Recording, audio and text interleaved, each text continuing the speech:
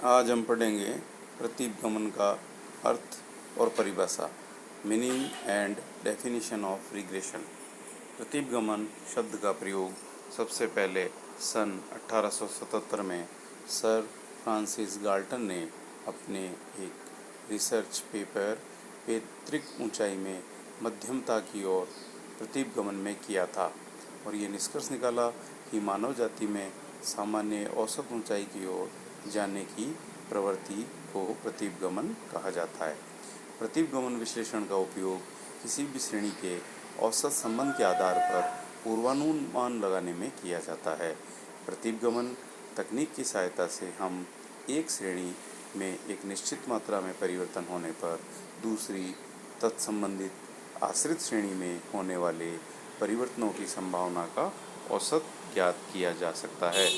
अब प्रतीपगमन को सरल शब्दों में आप यूँ समझ सकते हैं कि जब दो श्रेणियाँ आपस में संबंधित होती है तो स्वतंत्र चर में यदि परिवर्तन किया जाए या एक मूल्य के आधार पर आश्रित चर का दूसरा संभावित अनुमान लगाया जा सकता है, इस प्रक्रिया को, इस टेक्निक को प्रतीपगमन कहते हैं।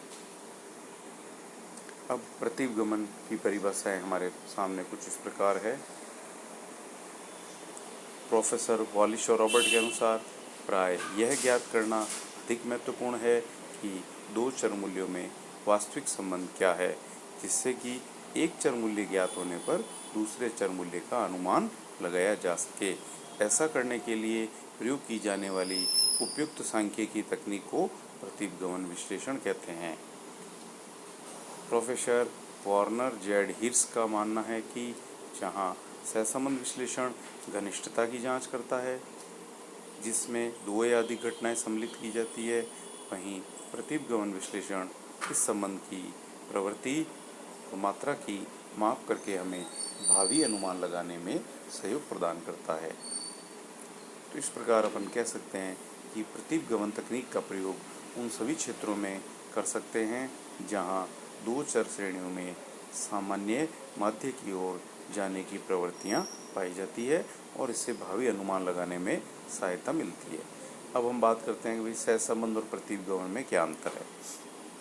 कारण परिणाम संबंध। चर मूल्यों के कारण परिणामों के बीच विश्लेषण सहसंबंध द्वारा किया जाता है, परंतु सहसंबंध से ये ज्ञात नहीं होता कि कौन सा कारण है और कौन सा परिणाम।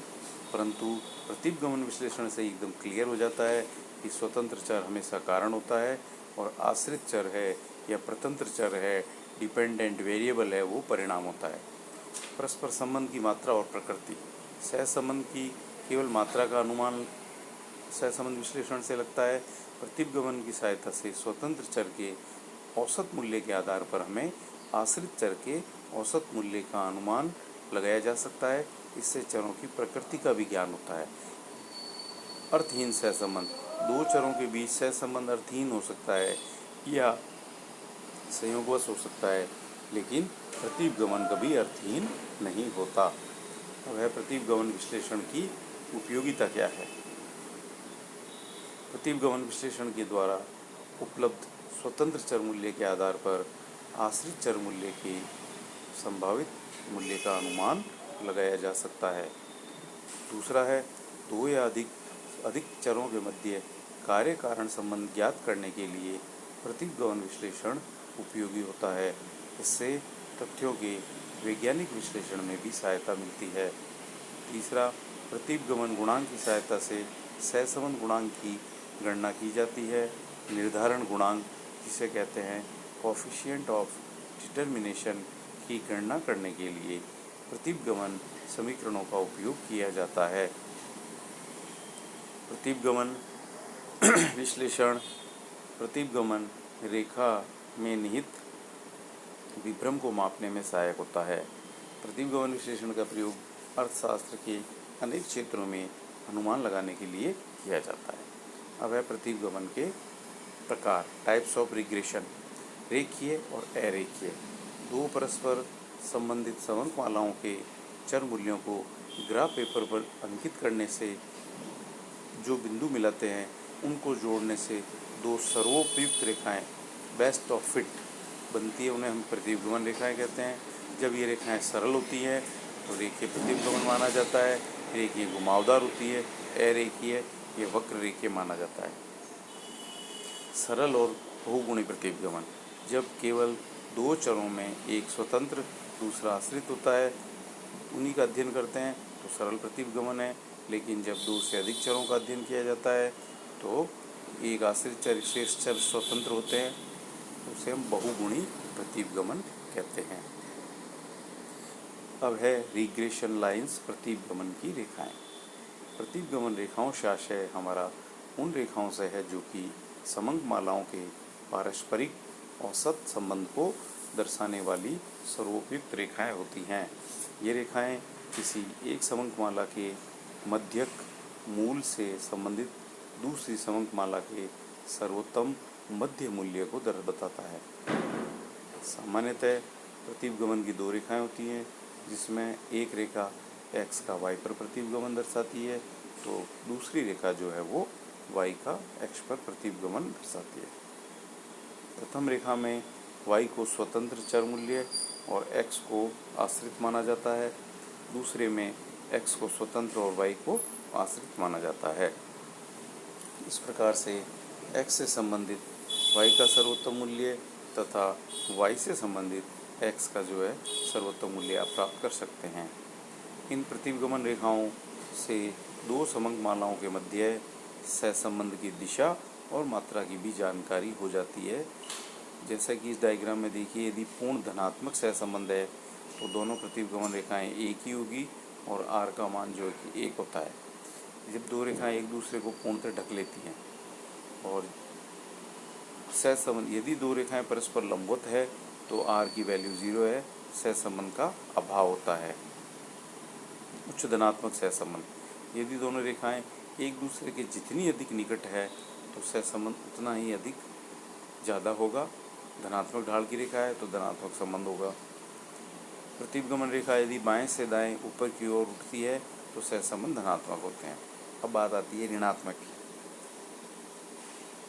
यदि प्रतिपगमन रेखा बाएं से दाएं नीचे की ओर आती है तो सहसंबंध ऋणात्मक होता है।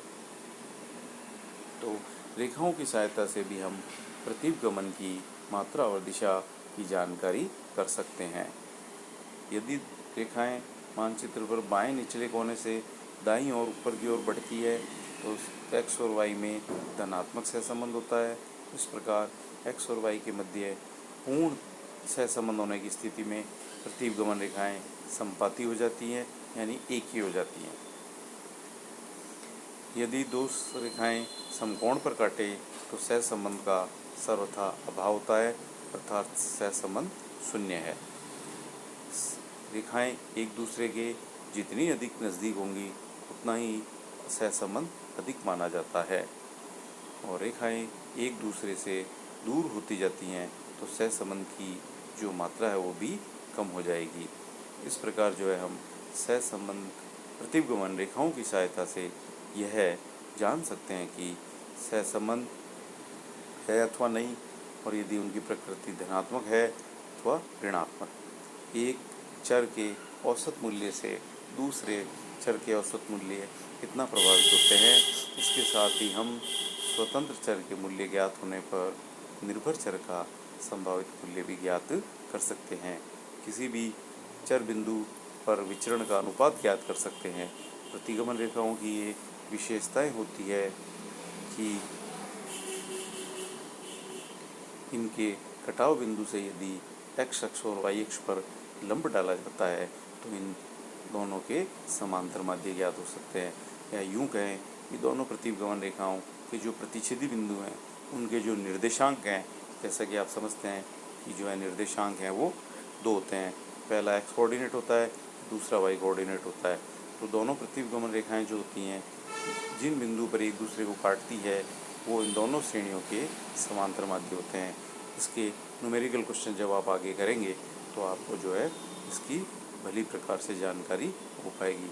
तो अब आप समझ गए होंगे कि प्रतिपगमन और सहसंबंध में क्या फ़र्क है।